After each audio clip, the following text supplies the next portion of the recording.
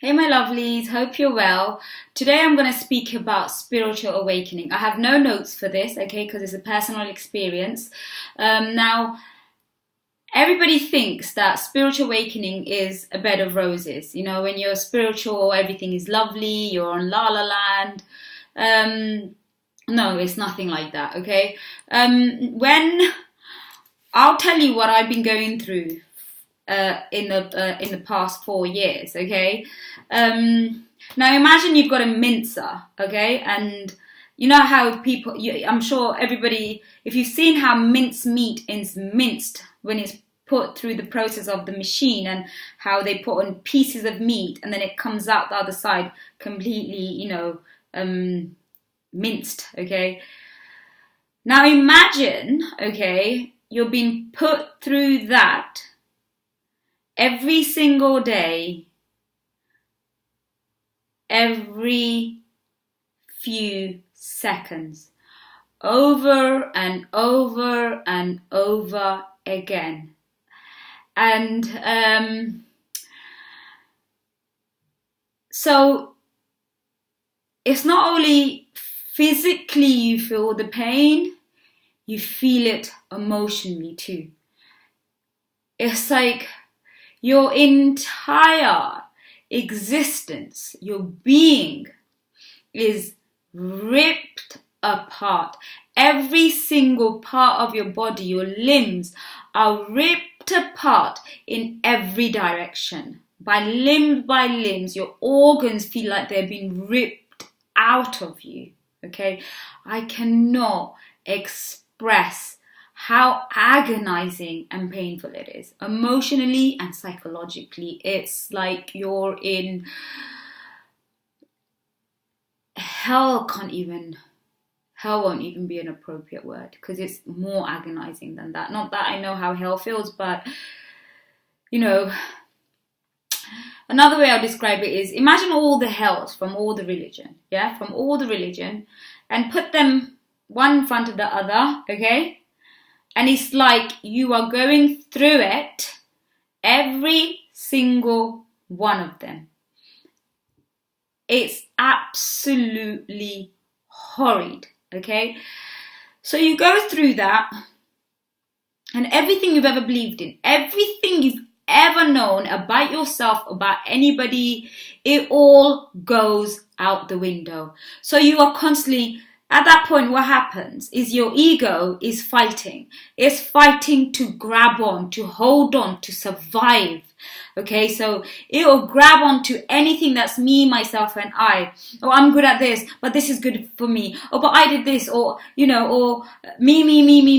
Okay, so it will try and grab onto anything. But you have this force inside you, okay? Now, forget the force for now, okay? So what happens is your mind is trying to survive. The ego is trying to survive. And it will do everything in its power to survive. So what happens is it takes you down into the most deepest, darkest being of yourself. And that's when depression kicks in, okay? Everything literally becomes dark. You look at things and they're dark. I used to get moments where I'm okay, and then all of a sudden it's almost like a blindfold will fall in front of my eyes of darkness, okay? And then my mood would completely change. And from a happy person, normal person, I've turned into a miserable person and completely isolated and alone and in darkness and cold and damp. So as I'm going through this insanity, okay, I did go and see my doctors. They were absolutely amazing. At first, they kept on giving me so many different types of medication, and I was adamant not to take any. I was really, really adamant not to take any. And I said to them, I said, listen, I've been through hell and back in my life, and I've come out of it. This is nothing. My life is fine. The only thing I'm going through right now is all emotional. There is no physical there's no physical problem in my life. Everything is beautiful. But it all catched up. All the pain, all the suffering, it all caught up with me at the time where I was at my best. But you know what? That's actually a good thing, because when it happens at your best, it's not that bad. Because if it happens when you're at your worst, you're going deeper and deeper and deeper and deeper, and I don't know, maybe it's harder to come back out. And I can only think, I can't even imagine people who go into depression and they've never ever seen the best of themselves. I was blessed that I got to see a glimpse of my potential, my true self, my higher self. So I kept on fighting for that feeling, that vision, that person that I was. I kept on fighting for that. But even with that strength of, where I was so happy, I still went to such a dark place. And, that continued for 4 years of going through that emotional and psychological hell every single day, okay? And I would cry. I cried non-stop for a year. I mean non-stop. I was bedridden for a year. I didn't let my children stay with me, live with me. I hardly saw them. Every time they saw me, they'll see me crying. I'd be in the garden crying. I'll be in the kitchen crying. I'll be in my bed crying. Crying was the only thing I knew. And then it got to a point last year in November where it got so bad. Okay, so bad. But before it actually got to that point, so I'm just going to tell you about the medication. So they kept on giving me medication. I'll take it for a week. It would make me feel worse, and I would stop. I was like, no, this, I don't feel as bad as what those medications are making me feel. And they would say to me, no, you need to continue because it will eventually make you feel better. I said, no, I'm not taking it. Then eventually, so I would go and see the doctor every single month. Okay, they keep on giving me different medicine. I would bring it, but I won't take it. And I would tell them I'll research it. If the side effects are really bad, I'm not going to take it. And I kept on telling them, I said, I could beat this. I just need time. I know I can beat this. I know I can come out of this. So it kept on getting worse and worse and worse. And then eventually one of the doctors actually gave me this medicine. It was a 3rd generation medicine. I forgot what it's called. And you know what? It was actually really good. I took it for a month. And for the first time in a very long time, I felt normal. It had stabilized my chemical imbalance for the first time. But the side effects there was 2 severe side effects. One was that it slowed me down and it mellowed me out so much. Okay, the mellowing part was a good thing because my friend, actually, one of my friends, he called me and he saw the difference. He goes, Farah, have you taken anything? And I said, oh, the doctor's giving me this stuff. He goes, oh, no wonder you're not being a bitch. I said, really? He goes, yeah, because normally I say one thing to you and you just go off.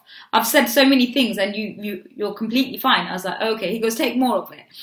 Anyway, so the mellow part was okay, but then I've noticed that my reaction and my thinking ability was way too slow. I have a memory where I could go to a shop, and when I'm buying stuff, I'm a bit of a bargain hunter. So I can always, even when I go grocery shopping to Sainsbury's, one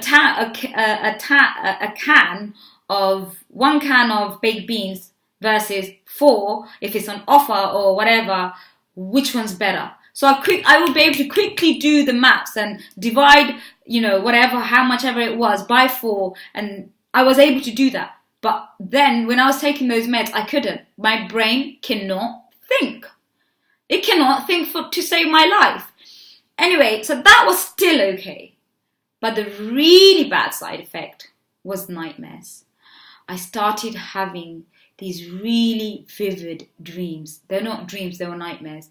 They were so bad that one night I woke up and my entire body was sweating. I was so terrified. I couldn't even get up to put on the light. I texted a few of my friends. I was so scared. I texted a few of my friends and I said, just to check if anybody's awake. So everybody was asleep, but one of my friends, bless him, and I would always, be grateful to him. His name's Shoaib. I'm always having a go at him. So he actually texted me saying, yeah, I'm awake. And I said, do you mind can I call you or can you call? And he goes, what's wrong? And I said to him, I've had a really bad dream. And I said, I've had a nightmare. And bless him, he didn't laugh. He didn't make me feel stupid. So he goes, okay. And then he goes, let me call you. He called me straight away. We spoke for about an hour. Then my closest friend, Fatima, she texted me, saying, hey babe, I was asleep. What's up? Are you okay?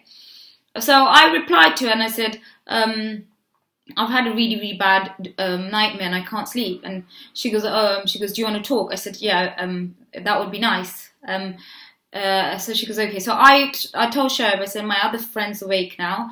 You can go. So I let him go. And then I spoke to my friend Fatima till sunrise. That's how scared I was. Okay. And then once sunrise happened, I let her go and I left my house. I didn't stay home. I stopped taking the meds. Okay. And I went to my brother's house. I stayed there. I made an appointment with the doctor. And I said, I can't take these. This is the type of... And what I did, okay, is I Googled it. I Googled, does this medication, I put the name in, cause nightmares? And there was a whole forum for it that it does. There was a lot of people who suffered from that. So, and I'll be honest with you, if I did not have the knowledge to go and Google it, thank God for the internet, okay, I wouldn't think that was the medication. I would think that was me. I would have thought that was my psychological health that was doing that to me. Because you have to remember, I've been very unwell for quite a while now. And I've seen what, depression does. And I've got two brothers who are schizophrenic. So I was always fearful of becoming that. Because the doctors did say us three had the chance of becoming ill because of the amount of emotional trauma we've been through. So anyway, so I've always been very, very cautious about my, and aware of my mental health and psychological health. So thank God for the internet. I realized it wasn't me. Other people were having the same problems. And the funny thing is, when my brothers were growing up, they went through their psychological depression in their teens, when they were about 15, 16, they didn't know any better. So doctors here they are giving them medication on top of medication, okay? And then now they're seeing, and I remember my brothers used to say, they see dead people, they see zombies, they see people with, their heads open. And we thought that was part of their illness. Now I know it's not, it's part of the medication.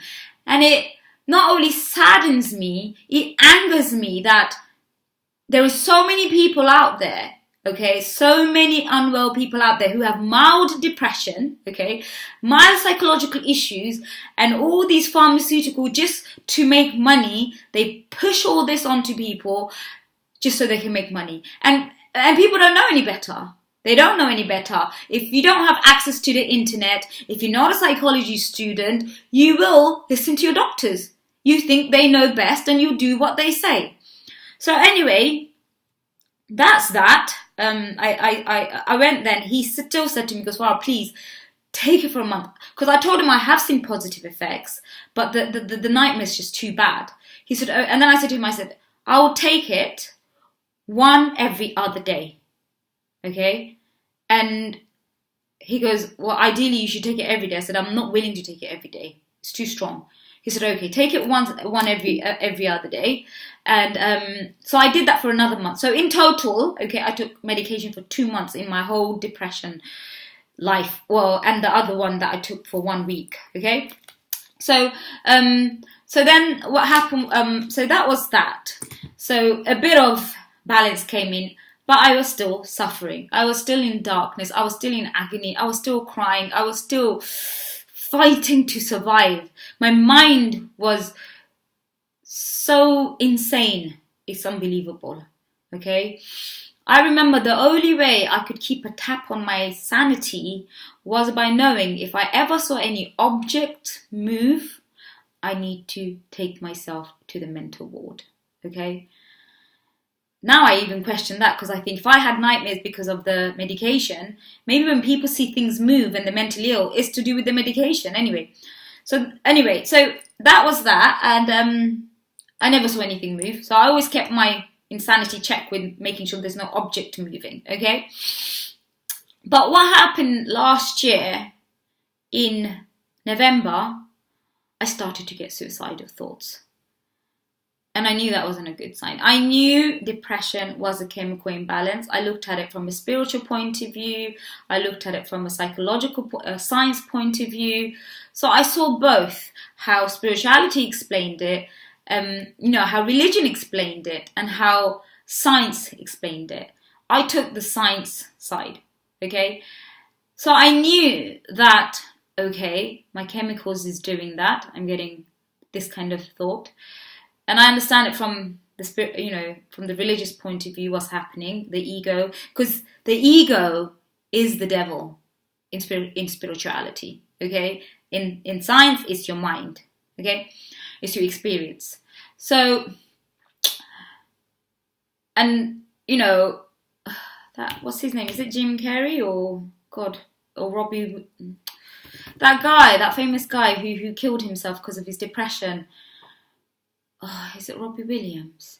Anyway, studying his case and knowing that somebody of his caliber could go and kill himself because of depression, I was highly, highly alert and aware of what a chemical imbalance can do to you. So I straight away, it was the second time I had that thought, and I knew the next step, okay, I just knew step by step the things that was happening to me. So I straight away booked an appointment, okay, called the doctors. And one thing they did is they had me on red flag. Whenever I called, they would give me an appointment. They were fantastic that way. So I went to the doctor and I said, I told him, I said, it was a female actually. I told her, I said, I'm getting suicidal thoughts. And she said, okay. And she looked at it from a very science point of view, and she said, have you planned it? Have you planned anything yet? I said, no, I'm not at that stage yet. And she said, how many times? I said, twice. She said, okay. So she wrote a letter, gave it to me in an envelope, and she said, I want you to go to this place, okay? And it was the psychological health ward of the borough. And she said, I want you to go there today. I will call them. They'll be waiting for you. I said, okay. So I took that. I didn't go there straight away. I went to my friend's house and I sat there for a good couple of hours. I didn't tell her anything what was happening.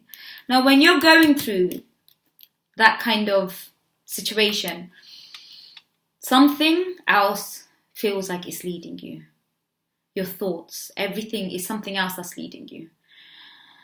So even when I went to my friend's house, I sat there. When I went there, I wasn't me. Something else was leading me, okay? And so then after a few hours, I went to, the psychological ward, the mental health ward, and I asked for the lady that my doctor had told me to ask for. She came out and saw me straight away, and I apologized for being several hours late. She said it's fine. She can see my pupils were diluted fully, and I know all this stuff. I know all this stuff. So my eyes was completely. I hadn't slept for 3-4 days. Okay. And I am at that level of just my eyes were just like not blinking, nothing. She said to me, she took 2 hours constantly talking to me and trying to make me understand why I shouldn't take my life. And I told her everything that I went through. And she said to me, she goes, you've been through so much. And today, when the world's at your feet, you want to end your life. And I said to her, I said, I have no purpose in my life. I have no reason to live. And she said, she tried to give me all sorts. My children were my reason, this, that. I got to a point, my kids were old enough. I thought, they don't need me. So, then what she did is she gave me really strong sleeping tablets, okay? And some other tablet. And she said to me, she goes, what are your plans for tonight? Not to stay home. I said, I'm not going to stay home. I'm going to go to my brother's house. She said, if you get any kind of thought, okay, make sure you take these tablets. She said, actually, don't even wait for the thought. Take these tablets. I said to her, what are they? There was 2 for psychotic something, and the other one was really strong sleeping tablets. I refused to take psychotic tablets because I just didn't want to. But I said to her, I said, I'll take the sleeping tablet if I feel like I'm getting that kind of thought. So you have to remember, it's all a chemical thing happening here, okay? So, and then what happened was, so after 2 hours, I said to her, I think I'm okay, I'm okay. I've got a plan. So we've got a plan. As I left, one of my friends called me. His name's Masood. Bless him, he's absolutely hilarious. As soon as I hear his voice, I can't stop laughing. And I said to him, I just thanked him straight. I said, thank you so much for calling. And nobody knew that I'm going through all this stuff, that this is how I'm feeling. Apart from my doctors, no one else knew. Because there was no point me talking to anybody. Nobody will understand. Not one single person would understand. So we just spoke, and I just said to him, I feel really, really down and really emotional. So he made me laugh, and I said to him, I told him what happened, that I did go and see the nurse and stuff. And I said, even she couldn't make me feel better, but you've done it. You've lifted my mood. And he's a very, very spiritual person. He's a very spiritual person. And, so I was okay. I didn't go home that night. I went to my brother's. I didn't need to take the tablets. Because I have an adorable niece there. She was one of the biggest cure of my depression. She used to keep me so occupied. I used to laugh and joke, take her out. It was, she was like 50% of my cure. So anyway, luckily something came up. A trip to Egypt came up, okay? And it just came out of nowhere. I didn't plan this or nothing. It just came out of nowhere. I booked my ticket. I said, I'm going. And I went. Everybody was shit scared because there's so much happening in Egypt at that point, with all the political stuff. And there was actually one of the airports closed down because one of the planes got actually blown down or something the week I was flying out. So all my friends calling me up, Farah, what the hell? Why are you going to Egypt? Have you seen the news? Blah, blah, blah. And, all of that stuff. I said, listen, I don't care. I'm going. And that's that. And luckily, thank God, I don't watch TV. So what's happening around the world doesn't bother me. I'm not aware of it. Not doesn't bother me. I'm not aware of it. So news is rubbish anyway. Because when I went to Egypt, everything was completely fine. There was no issue whatsoever. So I got to Egypt. I lived there with a woman who, it was just me and her. I lived in an apartment, and my brother's friend and his wife, my brother's friend and his wife and kids, they lived in a separate place. And so I had them to kind of take me around and stuff. So I did bits of shopping and everything. And I did everything in public transport. I wanted to experience the culture of Egypt. So, and then I went to the pyramids on my own, on public transport, without no Arabic. That's how dangerous Egypt is, okay? I'm being sarcastic here, for those of you who don't get it. I just had a picture of the pyramid on my phone, and I told everyone, I spoke English, and I said, I want to go there. I want to go there. One bus after another bus after another bus, and then trains, and everybody was so lovely. You know, when you look at them, they look quite, because they're so serious. You think, you know, they don't look as nice as they are. Their approach to the Arabic language is very harsh, very deep, and very. So it seems like when they're talking to you normally, it seems like they're having a go at you. So one of the ladies, she actually grabbed me by the hand when I said I want to go there. She took me around, but I was very vigilant and alert. You know, because obviously I'm in a foreign country, and so you do stay alert just in case something, you know, anything can happen. Not only in that country, in any country, anything can happen. So she grabbed me by the hand, bless her, took me all the way out of her way, and then took me to another bus stand. And she said to me, she goes, make sure you take this bus. I was like, okay. So I got, you know, when the bus driver came, I showed him the pyramid. I said, I want to go there. He was like, I'm not going there. Go over there. That bus will take you there. So I went to the next bus and I said, I want to go there. He goes, okay, hop on. So hopped on. And then, you know, everybody on there eventually got off, and that's when I got scared. Because I thought, oh my God, if this guy kidnaps me or whatever, woman naps me. And I was already planning an escape route in my head. I thought I'll just open the door and jump out. I don't care if the car's moving. And I would do it. I rather, you know, get hurt jumping out the car than have somebody take me somewhere. That's what I was thinking. But nothing like that happened.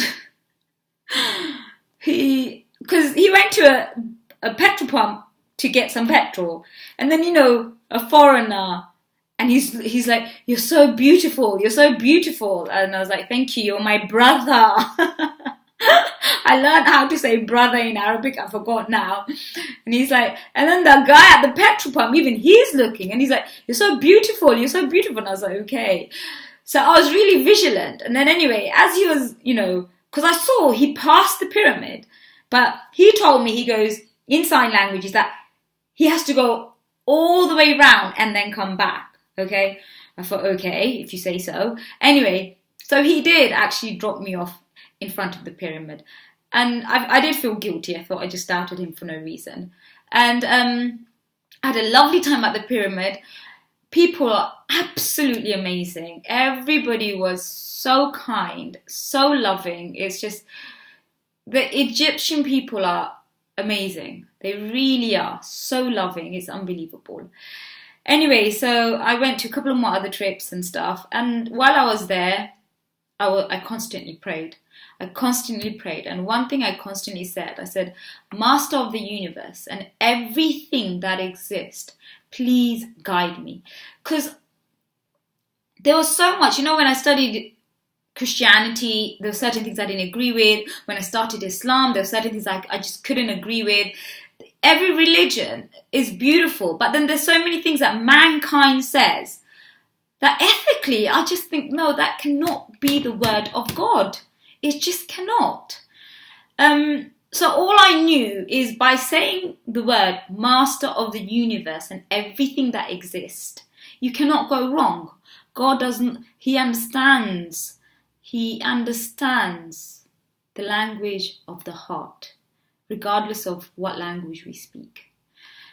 And I didn't only do it when I was there. I did it for the past 4 years, almost every single day. But Egypt is crucial in my story, because when I went to Egypt and I was praying and I was constantly saying that, my answers came to me. That's where my answers had finally come to me. That I just need to be me. There's nothing wrong just being me. I have to be inclined with nature, okay? Observe how nature works and know that's how God wants us to be. I have to be wary of my conditioned mind and make sure that what I'm thinking is not from my conditioned self, but it's from my enlightened self. So I came back to London and I had made a conscious choice that I will never, ever, I'm looking at the time because it's actually been 30 minutes. Anyway, I made a conscious choice that I will never, ever allow anybody ever make me doubt myself ever again in my life. Never. No matter how odd I felt, no matter how out of place I felt, no matter if there was 100, 1,000, 1,000,000 people saying one thing and I felt that it was wrong ethically, I was not going to self-doubt. I would let them get on with it, but I was not going to change or try to change myself so I can fit in. And that's when my life started changing. My life started changing in such a beautiful way that today I need nothing. I'm so happy in my home, in my own space, talking to you, okay? Sharing my experience in the hope that my story can inspire somebody. In the hope that my story, my pain, can help somebody else relate to this and think, you know what, if she can do it, I can do it. And it's never, ever too late to start your life. I'm starting at 35. I was watching something on YouTube the other day, and on Facebook, and I shared it. And he was a 70-year-old man. Such an inspirational story. It is, as long as we are breathing, it is never too late to start living our life in the way we want to. As long as we're not harming anybody, as long as we're not lying, we're not cheating, and we're being true to our soul, okay? Not our mind, but our soul. That's it. And am I fully enlightened? I don't think I'm fully there. I have another probably 10% to go. I'm not fully there. There's a bit of my mind which still reacts to pain. And there's a bit of my mind who still reacts harshly to pain. And once I've cleansed that out of me, so I still have a part of me that's blocked. I've got to unblock that and I've got to let that pain go. And once I've done that, that's when I'll say I'm fully enlightened. Okay. Anyway, I hope this helps you. It's a very personal story. And it's been a wonderful experience sharing it with you. And I love you all dearly. And if you have any questions, if you feel like, you have any self-doubt or anything whatsoever, don't feel embarrassed to ask. Another thing, don't ever feel ashamed to ask for help. I'm still struggling with that. The only people I can ask for help is my doctors. I still can't ask friends or family for help. I struggle so much.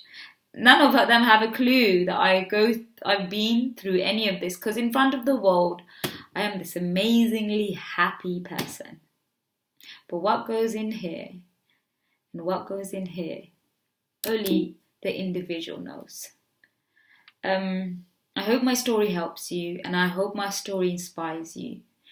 And I hope most of all it inspires you to keep going and seeking the better self of yourself. Okay? It is there. You are there. Your higher self is inside you. Your light is inside you. Your God is inside you. Your higher self, your being, whatever you want to call it, okay? It's all inside you. It's not outside. It's within. Dig deep enough and you will connect. And you will find yourself. And you will discover yourself on a whole different level, on a whole different way that you never thought possible. I never thought I would be doing this. I never ever thought I would do YouTube videos ever, especially about something so personal. But I have no shame in sharing this with you. I feel privileged and honored that I can share this with you. Anyway, take care. Have a wonderful evening. Love you all loads. Mwah.